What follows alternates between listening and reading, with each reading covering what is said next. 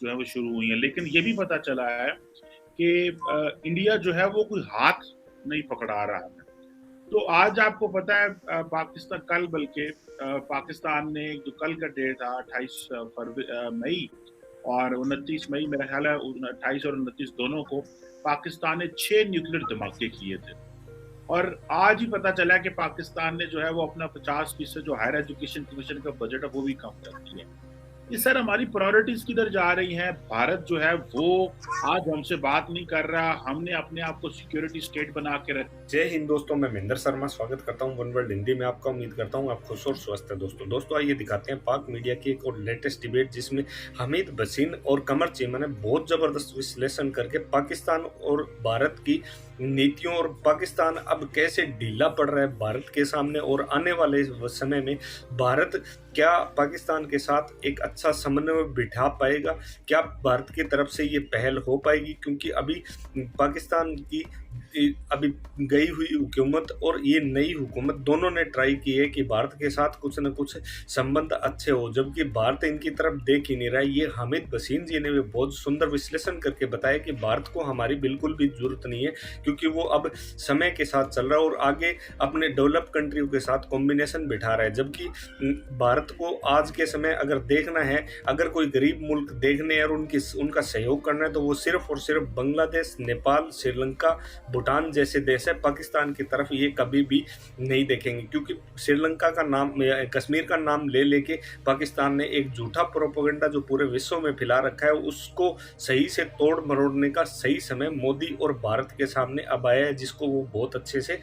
इस्तेमाल करेंगे। तो दोस्तों देखिए डिबेट और कमेंट में अपनी प्रतिक्रिया जो है वो शुरू हुई हैं। लेकिन ये भी पता चला है कि इंडिया जो है वो कोई हाथ नहीं पकड़ा रहा है। तो आज आपको पता है पाकिस्तान कल बल्कि पाकिस्तान ने जो कल का डेट था 28 मई और 29 मई मेरा ख्याल है 28 और 29 दोनों को पाकिस्तान ने 6 न्यूक्लियर धमाके किए थे।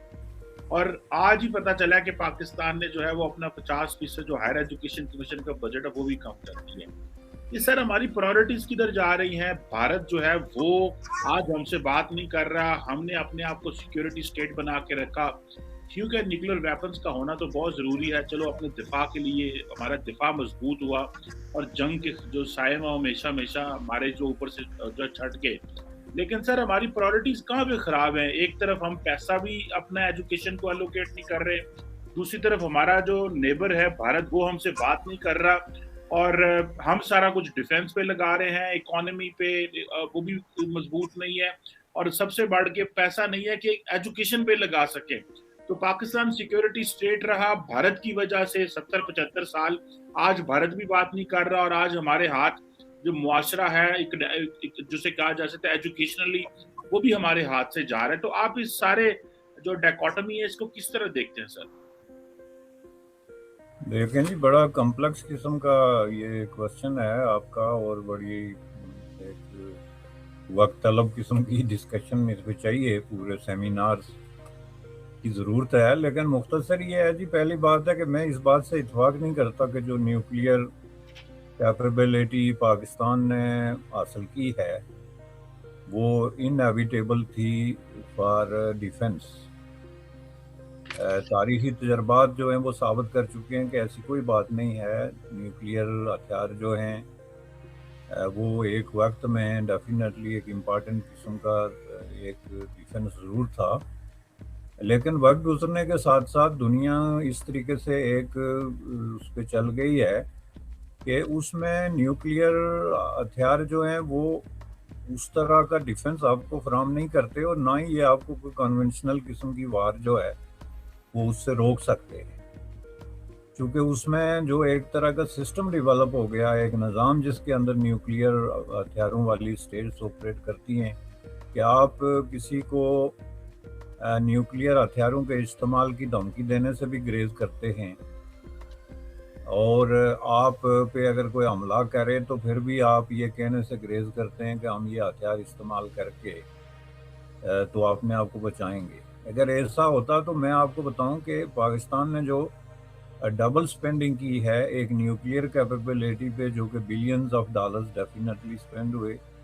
और उसके बाद कन्वेंशनल जो مسلسل اس کے بعد ہتھیار پروڈیوس ہوتے رہے، ان کی پھر کوئی ضرورت باقی نہیں رہتی تھی، کیونکہ جب آپ کے پاس جو ہے وہ اتنے ہتھیار آگے کہ نمبرز میں آپ انڈیا کو بھی یا کراس کرتے ہیں یا اس کے مقابلے میں آگے جو آپ کے پاس نیوکلیئر وار ہیڈز ہیں یا میزلز ہیں جو بھی ہے، تو پھر اس کے بعد آپ کو کیا ضرورت پڑی ہے کہ آپ ٹینکوں پہ اور جو کنونشنل طیاروں پہ یا میزلز پہ آپ اپنے پیسے خرچ کریں، جس کا مطلب یہ ہے کہ یہ جسٹ ایک میتھ ہے۔ یہ جس کو ہم کہتے ہیں نا کہ اس طریقے سے یہ امن قائم ہوتا ہے، یہ اصل میں اس کو بیلنس آف ٹیرر کہتے ہیں، کہ دو ملک وہ پڑوسی ہوں یا رائیولز ہوں کسی بھی طریقے سے، تو وہ ہتھیار رکھ کے تو ایک دوسرے کو ایک خوف کا توازن جو ہے وہ قائم کر لیتے ہیں کہ اگر آپ نے حملہ کیا تو ہم یہ کر دیں گے یا ہم نے کیا تو آپ یہ کر دیں گے، تو وہ ایکچولی امن نہیں ہوتا۔ امن آپ اس کو کہتے ہیں جو بغیر ہتھیاروں کے بہت سارے ملکوں نے اچیو کیا، جس کی ایک بڑی مثال آپ سوئٹزرلینڈ دیکھ لیں۔ سوئٹزرلینڈ کے ارد گرد جو ہے وہ سارے ہتھیار بند قسم کے ملک ہیں، سوائے جرمنی کے آپ دیکھ لیں، فرانس ہے، اٹلی ہے، اس طرح کے ان کے تاریخی تجربات بھی ایسے تھے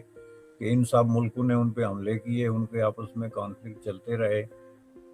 اس کے علاوہ یہ جو سویڈن، ناروے، یہ بہت سارے اس طرح کے ملک ہیں جن کے پاس کوئی ہتھیار، کوئی فوجیں اتنی نہیں ہیں کہ وہ اپنا ڈیفنس سکسیسفلی کر سکیں کسی بھی بڑے ملک کے خلاف، لیکن انہوں نے پالیسیز ایسی بنائی ہیں کہ جس کے نتیجے میں امن ان کے لیے سمجھ لیں کہ ایک جو ہے وہ ایک گارنٹی ہو گئی بہت سارے طریقوں سے۔ تو اس طریقے سے میں سمجھتا ہوں کہ چلیں ایک ضمناً بات ہے، لیکن آپ نیوکلیئر ہتھیاروں کے بغیر اگر اس وقت جب انڈیا نے دھماکہ کیا تھا اس سے بہت پہلے انڈیا کے ساتھ ایک پیس ڈیل کر لیتے، اور پیس ڈیل جو ہے نا ہمارے ہاں یہ سمجھا جاتا ہے کہ وہاں پہ اتنا بڑا جنگی جنون کچھ لوگوں نے کریٹ کر دیا کہ ایون پیس ڈیل کو بھی غداری اور اس کو کوئی جو ہے وہ ملک دشمنی کے مترادف سمجھا جاتا ہے۔ یعنی آپ امن کی بات بھی کر رہے ہوں تو وہ سمجھتے ہیں کہ یہ غدار ہے، جنگ کی بات کیوں نہیں کرتا۔ تو اس سچویشن نے جا کے نا تو یہ ان دو ملکوں کے درمیان یہ جو سچویشن ڈیولپ کی اگر نہ ہوتی، پاکستان ریجنل بیسس پہ یا انٹرنیشنل گارنٹیز کے ساتھ انڈیا کے ساتھ ایک پیس پیکٹ جو ہے وہ کنکلوڈ کر لیتا، جو بہت پہلے سے ہسٹوریکلی دیکھیں پنڈت جواہر لال نہرو کے زمانے سے اس کی پروپوزلز آتی رہی، اور خود ادھر سے بھی پاکستان کی طرف سے جو ہے وہ ایوب خان وغیرہ، جیسا کہ میں نے کہا کہ انہوں نے تو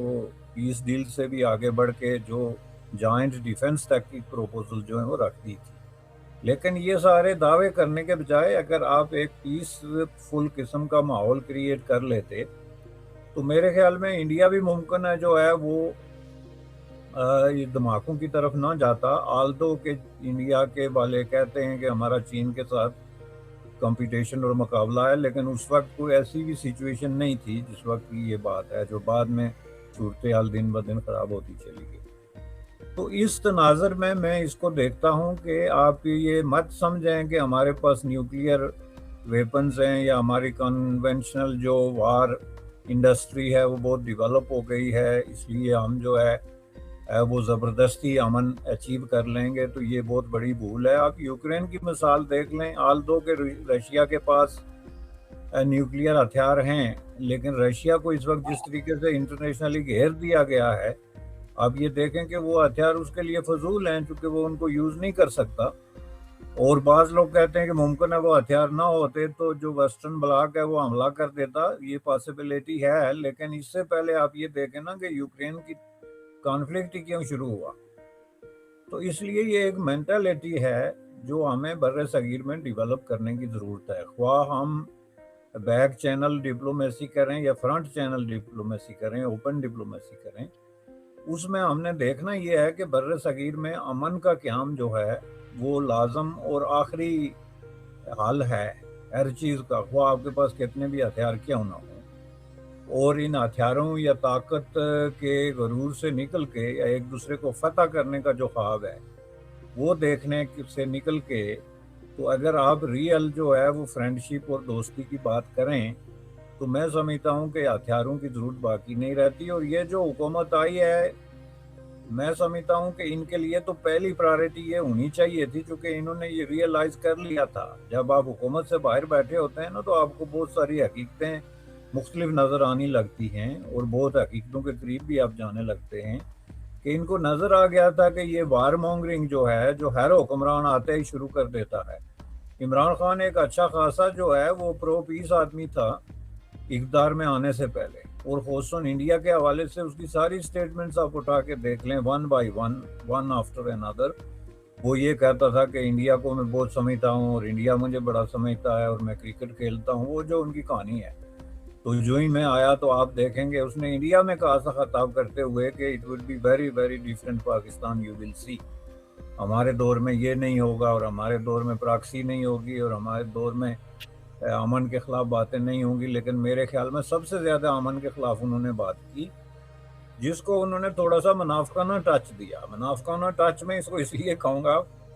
कि उन्होंने जुर्रत से